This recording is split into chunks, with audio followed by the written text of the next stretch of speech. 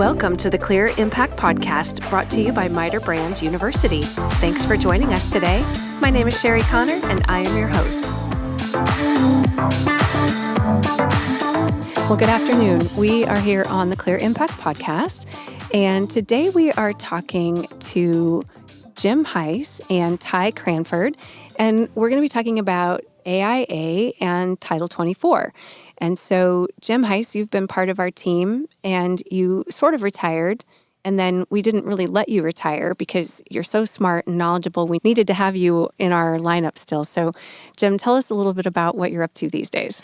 Well, in reality, I needed the extra work, not only monetarily, but also to keep my mind sharp, so to speak. So I'm semi-retired at this particular point. My history, very briefly, I'll cut through it, is I spent almost 20 years with PGT University from shortly after it first was initiated, and have done worn a lot of different hats over the years. I'm not going to go through all the hats, but the one that ties into this probably the closest is the one where I spent about 12 of the years, those last 12 years, working with the Florida Building Commission in writing codes, and then for our industry, and then worked with Florida AIA very closely after I discovered an unusual fact that I wasn't aware of, that architects can go to school to get an architect license, but there's no requirements in how many hours they have to have on building codes, which kind of scared me a little bit.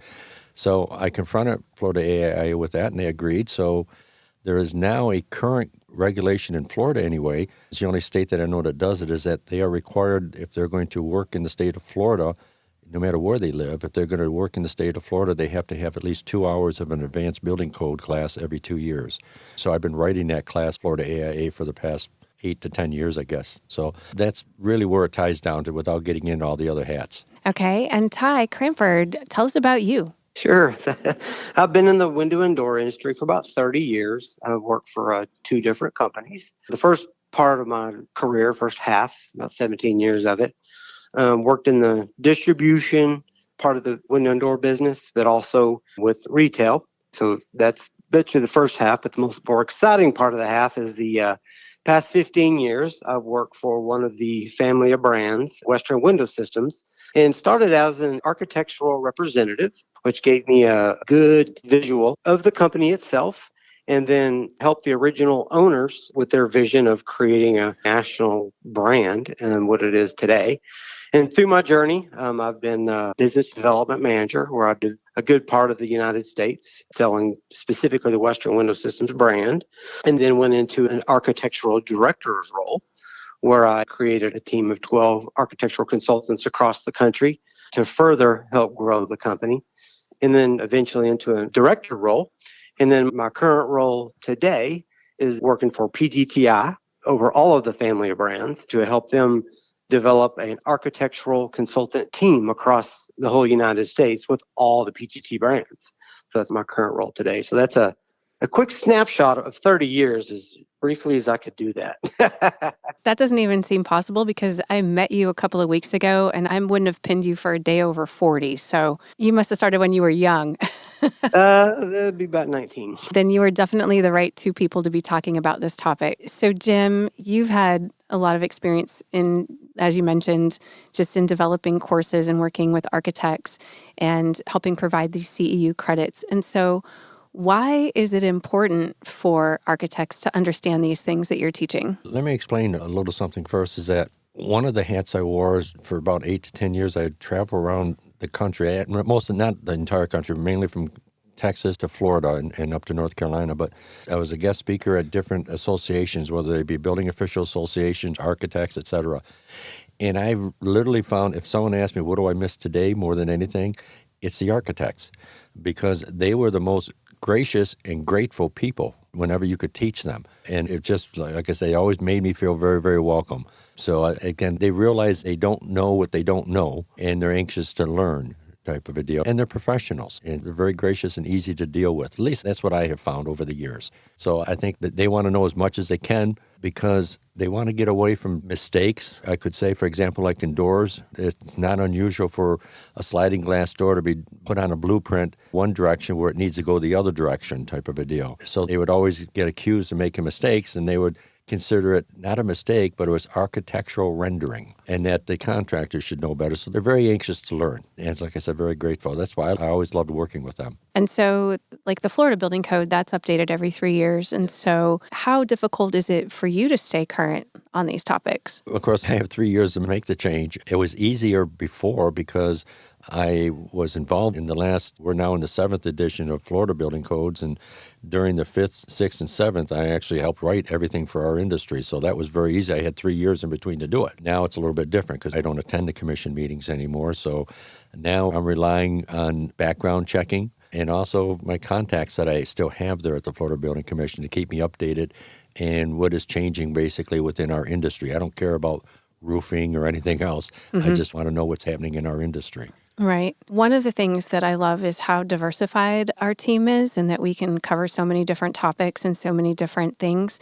And so we offer all of our courses and trainings at no charge. Whereas, architects are required to keep up with their licensing and their certifications. And so they have to have those CEU credits, and other providers charge for those. Why do we offer these for free? Well, first of all, it's probably because it's the right thing to do. We're not out to make financial gains from it, other than the fact that if we help them, they help us. One hand sort of washes the other sometimes in every industry. And so at least I always looked at it, and I think PGT did at the time, is that we always wanted to be the person that if they had any questions on fenestration, to come to us, not to someone else. And that sort of builds a certain rapport, and we get extra business from it. And that's really what it comes from. Anything else that would be helpful for our listeners to know about this? First of all, PGT University now it's PGTI University, I should be saying, has a reputation basically within the fenestration industry. For years, I was a board member of different national associations, and anytime there was something that had to be done education-wise, they would always look at, well, PGT will do it, because they did not have the ability to do it the way we always did it, and to reach out to the people and be able to not have to charge for it. So we are well known within the industry across the country.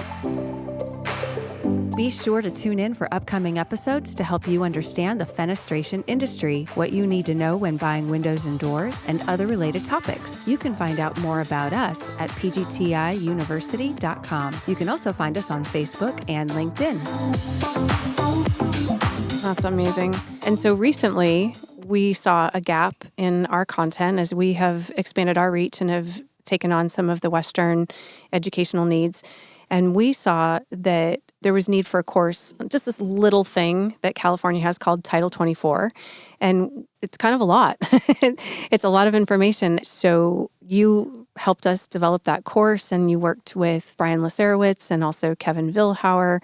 And so that content is up on our site, and we're going to be scheduling the webinars very soon so that you can offer that via Zoom to anyone that wants to participate. They just have to sign up under PGTI University, and then they can create a login and account, and then they can register for that class and receive the AIA credits for it. So what can you tell us about that experience of creating Title 24? What it taught me is that I'm glad I lived in Florida. All right. Okay. California, unless you're living underneath a rock, you probably have heard or learned that California is one of the most, if not the most, green and advanced energy state in the country, without a doubt. An example, a brief comparison between one state versus another is that Florida basically has 2 climate zones, which are very easy to handle. And then it only relates to new construction. For retrofit, there are no requirements for energy in reality. And when it comes to California, there are 16 different climate zones. Each one having different requirements and applications.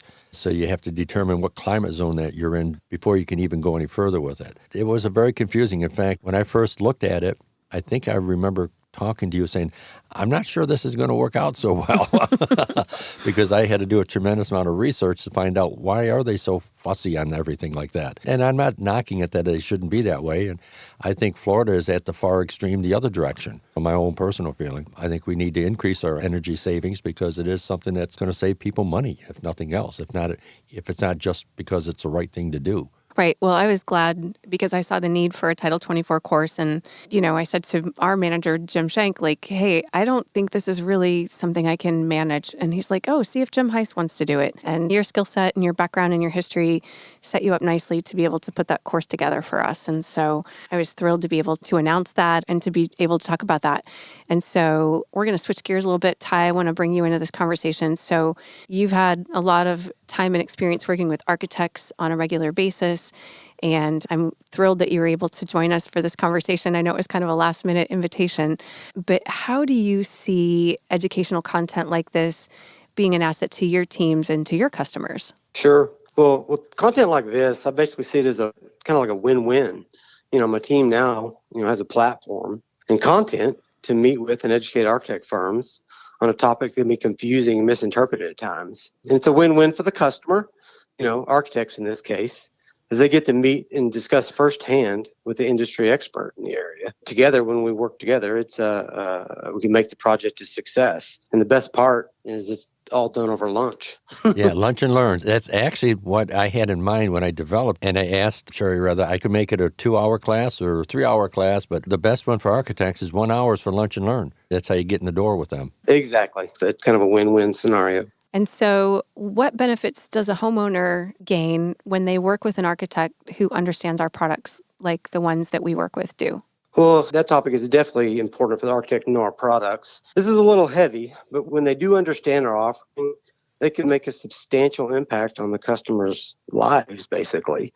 Kind of an example is whenever an architect uses like sliding glass doors or window walls or to do maximize the daylight, we know that fresh air and natural daylight enhances people's lives and makes them healthier. And yes, there's documented studies on this, and we have CEUs specifically on that topic. And that particular topic, we have a CEU called Windows to the World, Wide Open Spaces. And of course, if there's interest in that, I'm happy to engage on that too. Yeah, Heather Bergeron teaches a lot of those because I help her with the certificates for those after she does them. So yeah, and I think more and more people are starting to recognize that sunshine's important and daylight's important. And, there's a lot of research out there and it's all available now. You can just go online and find it. So Ty, what would you like to share regarding working with architects? Because that's a lot of what you do, right? Absolutely. I do appreciate that question. Just like I said before, my 30 years in the window industry. I've worked for 2 companies and every part of the process, whether it's inside sales, production, outside sales, and sales management. But today, being the director of architecture is my passion. It's where I'm at because it's what I'm most passionate about. And then specifically is, you get to be a part of someone who has a dream and then you have the ability to make it a reality. That's why I love what I do every day. Sometimes I look at my title, and see the word sales in it. And I often coach my team to be consultants first. In the construction process, there's 48 divisions in that process. And architects are expected to be professionals in all of them. And if we can help them with Division 8 openings, which is just one of the 48, we can create value for them, which goes back to that win-win scenario that we kind of talked about earlier, with that partnership. And I would imagine if I'm hiring an architect because I want a house built, I don't want to have to research all the details. I'm trusting them. And so I want to know that they know what they're doing, and then I don't have to be concerned. That's why I'm paying them. Absolutely. And then, like I said, it just goes back to, the ability to, if they know about our products, it can be deeper in knowing products of how them live better. It's kind of always been our theme with Western and some of the other companies and the PGTI brand is we have the ability, if we partnership and consult, we can enhance the lives of people every day. All right. Anything else? There's one thing that I'd just like to mention is in my years of doing this, I've met with different people throughout the industry and all the different roles that I've had. We do a fly-in event and have done it for about the past 8 years. We're bringing in 50 architects and we do the plant tour and the normal things. And then we do like a Top Golf event.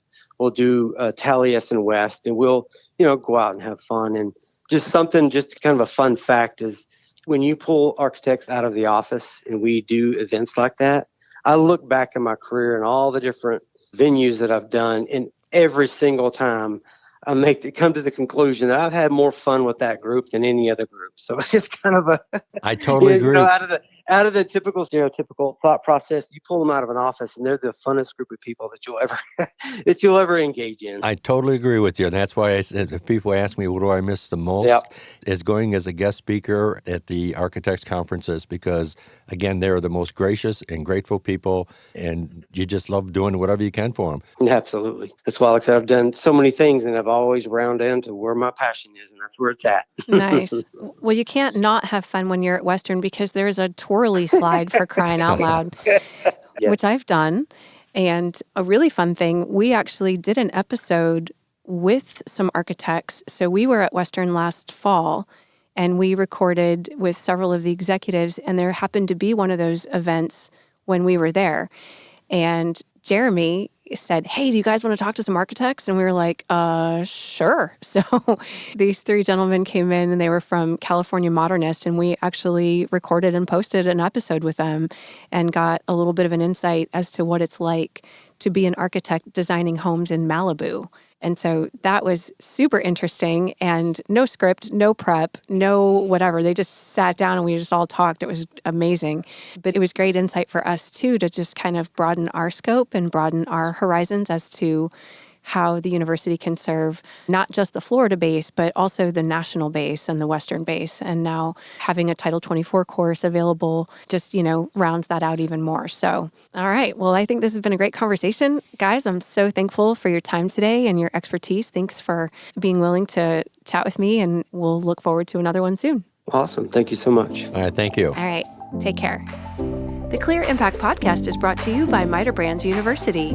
We are a part of Miter Brands, a family of leading window and door brands, united by our passion for quality and relentless pursuit of 100%. At Miter Brands, our common purpose is to deliver value by manufacturing the finest products, services, and customer experience every day, everywhere. Our window and door brands deliver regionalized expertise, products, and services, all backed by a national company. Miter Brands University is here to educate you, our listener, so that you can be a more informed consumer of window and door products.